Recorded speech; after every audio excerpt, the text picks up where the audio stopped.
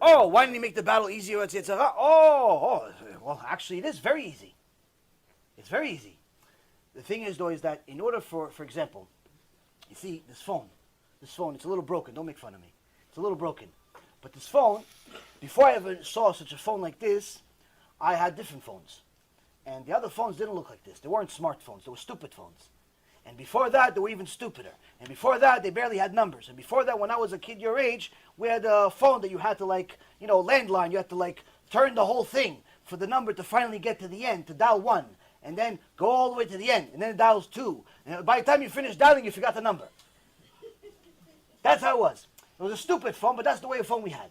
So now, the old people here are laughing with me. Young people don't understand what I'm talking about. But anyway, the beauty is that when I first got this phone, when the first person ever got some smartphone, they didn't really know what to do with it. Why? No one ever had it before. No one ever had a smartphone. No one knew what a smartphone was. So what did Steve Jobs and from Apple, and the rest of the people that wanted to sell smartphones do? What do? They provided an instruction set. Why? They said, listen, here's an instruction set. If you follow these instructions as the instructions are written, you will utilize this phone to its best capabilities. Or you can avoid the instructions and just wing it. Do whatever you want. And the people that winged it, most of the times in the beginning, didn't know what to do with it. Why? Because they've never seen this before. So the Gemara Masechet Brachot says, Barati lechat Yetzara, Barati Torah Tavlin. HaKadosh Baruch Hu says, I created a Yetzara, that pressure, and I created a potion to kill the pressure. What is it? It's called the Torah. The Torah is the instruction set to overcome all of the obstacles you can possibly have in this world. Meaning, if you follow the Torah to a T, life is not only easy, life is fantastic. Life is great. Why? Because even when you have a problem, you know exactly who gave you the problem, and he's giving you the problem for a good reason. Meaning, everybody has problems. All of us have problems. Some have more, some have less. Everybody has problems. Baruch Hashem, Kadosh Baruch Hu gave me many, many problems in my life, so I can have experience and teach you. Now, those problems, Baruch Haba, those problems, everybody has. He has problems also. He just arrived. I have problems. You have problems. Everybody has problems, right? That's life. Now, if you have Torah, you have solutions. You have solutions. How to deal with this problem. If you don't have Torah, you have nothing. You just commiserate. Tell your friends, can you believe what happened to me?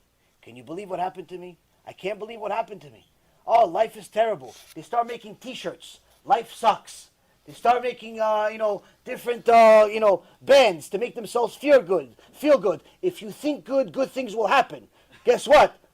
That doesn't change anything. Other than the fact that you spent $10 on the band and you're $10 poor, life doesn't become good because of the band. Why? Because the band is not instructions. The band is just a band. It's just a piece of plastic, a piece of rubber.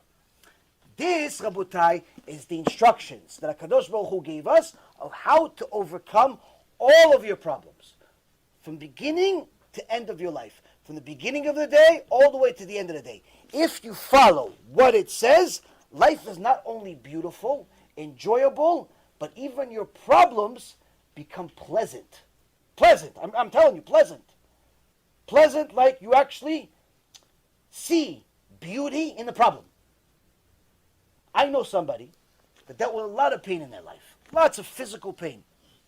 But as soon as they understood who's running the show, every time they had pain, instead of saying ow like every other normal human being that doesn't have Torah, you know what they say? Baruch Hashem.